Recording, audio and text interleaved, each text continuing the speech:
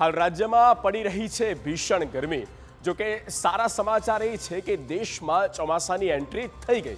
આગામી થોડા જ દિવસોમાં ચોમાસાની કેરળમાં પધરામણી થશે, જે બાદ ચોમાસું આગળ વધશે। ગુજરાતમાં 15 જૂનની આસપાસ ચોમાસાની એન્ટ્રી થઈ શકે છે। જો કે ચોમાસાનું આગમન થાય તે પહેલા જ રાજ્યમાં મે મહિનાના અંત સુધી વરસાદ જોવા મળી શકે છે।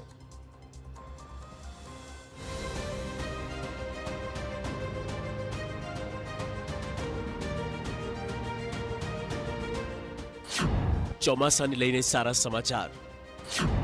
મોડું નહીં આવે ચોમાસું।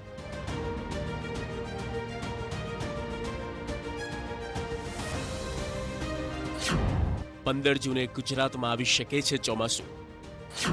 હવામાન વિભાગની સત્તાવાર જાહેરાત।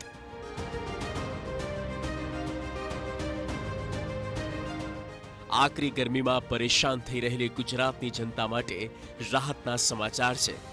હવામાન વિભાગે કહ્યું છે કે ગુજરાતમાં 15 જૂનના દિવસે ચોમાસાની એન્ટ્રી થઈ શકે।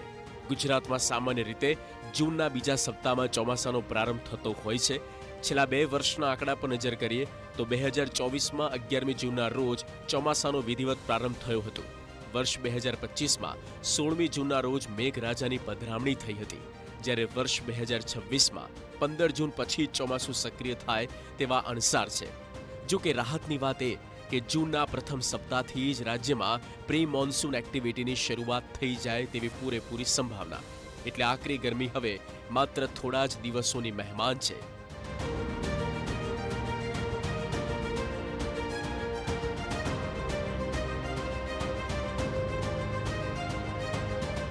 દેશમાં આ વર્ષે ચોમાસા અંગે ચિંતાજનક સંકેતો પણ સામે આવ્યા। ભારતીય હવામાન વિભાગ અને હવામાન વૈજ્ઞાનિકોના અનુમાન મુજબ આ વખતે અલ્નીનોની અસરને કારણે ચોમાસું સામાન્ય કરતાં નબળું રહી શકે। ખાસ તો ઉત્તર અને મધ્ય ભારતના વિસ્તારોમાં ઓછા વરસાદની શક્યતા વ્યક્ત કરવામાં આવી રહી છે, જ્યારે દક્ષિણ ભારતના કેટલાક દરિયાકાંઠાના વિસ્તારોમાં ભારે વરસાદ અને પૂર જેવી પરિસ્થિતિ સર્જાઈ શકે છે। હવામાન વિભાગ અનુસાર દક્ષિણ પશ્ચિમ ચોમાસું 26 મે આસપાસ કેરળના દરિયાકાંઠે પહોંચવાની શક્યતા છે, જે સામાન્ય સમય કરતાં થોડું વહેલું માનવામાં આવે છે। ચોમાસું હાલમાં દક્ષિણ બંગાળની ખાડી, આંદામાન સમુદ્ર અને અંદામાન નિકોબાર ટાપુ પર આવી ગયું છે અને ખૂબ જ ઝડપથી આગળ વધી રહ્યું છે।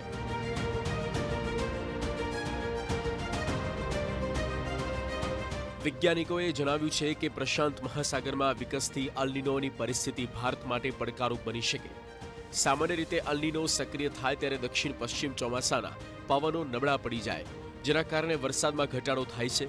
આ વર્ષે પણ એવી જ સ્થિતિ સર્જાવાની શક્યતા છે। આઈએમડીના અનુમાન મુજબ આ વર્ષે દેશભરમાં ચોમાસાનો વરસાદ લાંબા ગાળાની સરેરાશ માત્ર 92% જેટલો રહી શકે છે, જે સામાન્ય કરતાં ઓછો ગણાય।